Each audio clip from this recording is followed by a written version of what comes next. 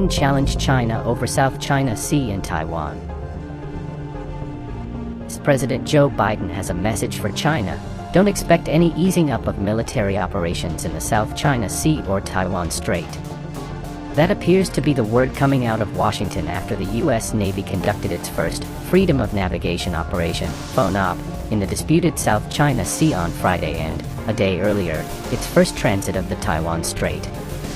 During Friday's operation, the USS John S. McCain destroyer asserted navigational rights and freedoms near the Parasil Islands, which are claimed by China, Taiwan, and Vietnam, while also challenging China's claim to strait baselines that enclose the Paracels and effectively expand its claimed territorial waters.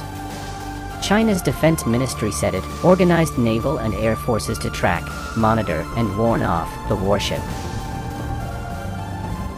A day earlier, the McCain sailed through the Taiwan Strait in what the Navy called a demonstration of the U.S. commitment to a free and open Indo-Pacific. China's military blasted that move, saying the United States was deliberately creating tensions. The moves show the Biden administration may be looking to maintain some of the strategies employed by the previous administration. Under President Donald Trump, the U.S. ramped up the number of FONOPs in the South China Sea over the last 2 years, conducting at least 19 known operations there, according to a tally by the Japan Times. It conducted at least 6 in 2018 and just 4 in 2017. Under Trump, the U.S. Navy also sent warships through the Taiwan Strait at least 15 times in 2020, a level unseen in recent years as Beijing heaped military pressure on Taipei. China, which claims Taiwan as an inherent part of its territory and has vowed to bring it back into the fold by force if necessary, has conducted almost daily flights near the island in recent months, usually involving surveillance aircraft. Thursday and Friday's operations came on the heels of a reported simulated strike by 13 Chinese warplanes, including nuclear-capable bombers, on the USS Theodore Roosevelt aircraft carrier strike group as it entered the South China Sea near Taiwan on January 23. The U.S. military did not confirm the reported simulation, but said its vessels were never at risk. Beijing claims some 90% of the South China Sea, through which trillions of dollars in trade flow every year, despite overlapping claims by others in the region, including Vietnam, Malaysia, the Philippines, Taiwan, and Brunei. It has reclaimed and militarized a number of islands in the waters despite protests from other claimants and the United States. The US and Japan fear the Chinese-held outposts, some of which boast military-grade airfields and advanced weaponry, could be used to restrict free movement in an area that includes vital sea lanes. Colin Koh, a research fellow and maritime security expert at the S. Rajaratnam School of International Studies in Singapore, said all 3 of the recent U.S. operations appear designed to send signals to both China and American allies and partners in the region. These back up the Biden administration's earlier public pronouncements of countering China, especially when it comes to Beijing's use of coercion in the Taiwan Strait and South China Sea, Koh said.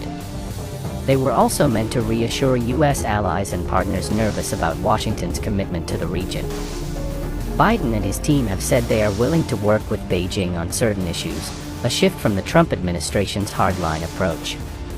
The U.S. military operations should also be seen in the light of earlier comments made in Washington that contentious issues with China, such as the South China Sea, will not be traded for cooperation on climate change despite the Biden administration's expressed willingness to work with Beijing in areas where there are mutual, converging interests, Koh said.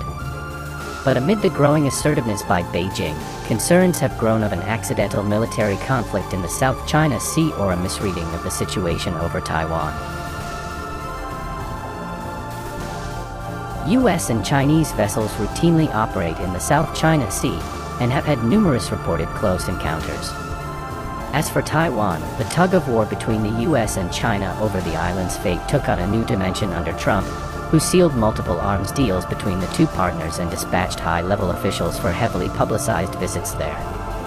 Despite having only been in office for just over 2 weeks, the Biden administration has already voiced support for Taipei, criticizing Beijing's attempts to intimidate its neighbors, including Taipei, and calling the U.S.-Taiwan relationship rock solid. That move prompted a flurry of fiery remarks from government officials and angry editorials in state-run media. One editorial published Thursday in the China Daily newspaper warned Washington that, when it comes to Taiwan, Beijing will never permit its bottom line to be crossed. Any attempt to challenge China's red line on the Taiwan question, as the previous administration threatened to do, will not only take a heavy toll on China-US relations but also ratchet up tensions in the Taiwan Straits to a dangerous degree, it said. U.S. Navy destroyers patrol in Parasil Islands irks China. The USS John S. McCain cruised near the disputed Parasil Islands in the South China Sea in a routine freedom of navigation mission to assert navigational rights and freedoms, the first such mission under President Joe Biden's new administration, Al Jazeera reported on Saturday. The Arleigh Burke-class guided missile destroyer had conducted a routine Taiwan Strait transit on February 4th in accordance with international law, according to U.S. Navy officials.